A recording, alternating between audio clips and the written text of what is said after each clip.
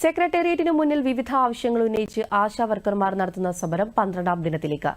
അനാവശ്യ ധൂർത്ത് നടത്തുന്നതിന് സർക്കാരിന്റെ കയ്യിൽ പണമുണ്ടെന്നും തങ്ങളുടെ ആവശ്യങ്ങൾ അംഗീകരിക്കും വരെ സമരം തുടരുമെന്നും ആശാ വർക്കർമാർ പ്രതികരിച്ചു.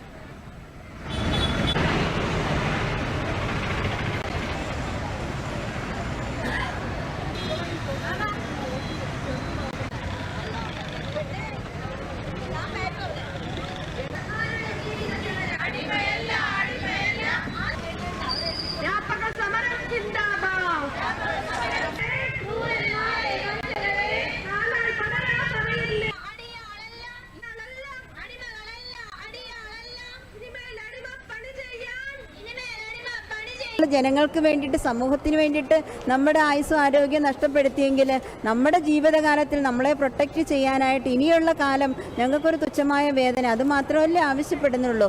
ഈ ഖജനാവിൽ കാശില്ല എന്ന് പറയുമ്പോഴും നമ്മൾ കണ്ടുപൊട്ടരായിരിക്കണം ഇതൊന്നും കേൾക്കാതിരിക്കാനും കാണാതിരിക്കാനും. കാരണം നമുക്ക് ഉൾക്കൊള്ളാൻ പറ്റാത്ത എത്രയെത്ര കാര്യങ്ങൾക്കാണ് സർക്കാർ പണം ചെലവഴിക്കുന്നത്. ഇന്ന് ഏത് കുഞ്ഞുങ്ങളോട് ചോദിച്ചാലും കാര്യങ്ങൾ മനസ്സിലാക്കുന്നവരാ. അപ്പോൾ ഇങ്ങനെ പറഞ്ഞ് ഞങ്ങളെ കണ്ണടച്ച് ഞങ്ങളെ ഒരുമാതിരി വിട്ടികളാക്കുന്ന തരത്തിൽ ഗവൺമെന്റ് ഇരിക്കരുതെന്നാണ് പറയാനുള്ളത്. നമ്മൾ സമരം ചെയ്ത് നേടിയെടുത്തിട്ടുള്ള കാര്യങ്ങളാണ്. സന്നദ്ധ സംഘടനാ പ്രവർത്തകരെന്ന് പറയുമ്പം ജീവിതകാലം മൊത്തം നമ്മൾ അങ്ങനെ ജീവിക്കണമെന്ന് നിയമമൊന്നും ഇല്ലല്ലോ. കഷ്ടപ്പെടുന്നവന്, അധ്വാനിക്കുന്നവന് അത് അവന്റെ അവകാശം വേണം. അതാണ് ഇന്നത്തെ ഞങ്ങളുടെ സമരം. 2 മാസത്തെ ഓണറേറിയം അനുവദിച്ചു എന്ന് പറയുന്നത് കളവാണെന്നും അത് തങ്ങൾക്ക് ലഭിച്ചിട്ടില്ലെന്നും ആശാ വർക്കർ ആരോപിച്ചു. നമുക്ക് ഇന്ന് 12ാമത്തെ ദിവസമാണ് നമ്മുടെ സമരം നീണ്ടു നിൽക്കുന്നത്.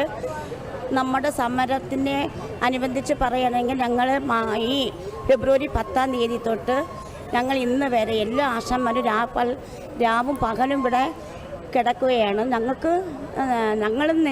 പറഞ്ഞിട്ടുള്ള കാര്യങ്ങളെന്ന് വെച്ചാൽ ഞങ്ങൾക്ക് 21,000 രൂപ ഓണറേറിയം എന്നൊരു നമ്മുടെ ശമ്പള നിരക്കാക്കി ഞങ്ങൾക്ക് ആശാന്മാർക്ക് തരണമെന്നാണ് ഞങ്ങളുടെ അഭിപ്രായം.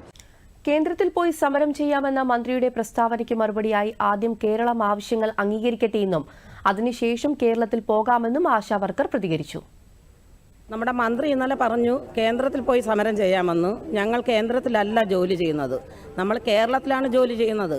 നമ്മൾ ഈ കോവിഡിൻ്റെ സമയത്ത് നിങ്ങൾക്ക് എല്ലാവർക്കും അറിയാം, ഓരോ വീടുകൾ തോറും ഇപ്പോഴും എൻ്റെ പൾസ് ഓക്സിമീറ്റർ ഒരു വീട്ടിലിരിപ്പുണ്ട്. ഞാൻ ഇന്നലെ പുള്ളിക്കാരനോട് പറയുകയും ചെയ്തു, ഞങ്ങൾ അത്രത്തോളം ഇങ്ങനെ ഓരോരുത്തരുടെ ഹൃദയമിടിപ്പ് നോക്കി ഓക്സിജൻ എത്തിക്കേണ്ടടുത്ത് ഓക്സിജൻ എത്തിച്ചു. അതൊക്കെ കേരളത്തിലാണ് ചെയ്തത്, ഞങ്ങൾ കേന്ദ്രത്തിലല്ല ചെയ്തത്. ആദ്യം കേരളം ഞങ്ങളുടെ ആവശ്യങ്ങൾ അംഗീകരിക്കട്ടെ, എന്നിട്ട് ഞങ്ങൾ കേന്ദ്രത്തിൽ പോകാം.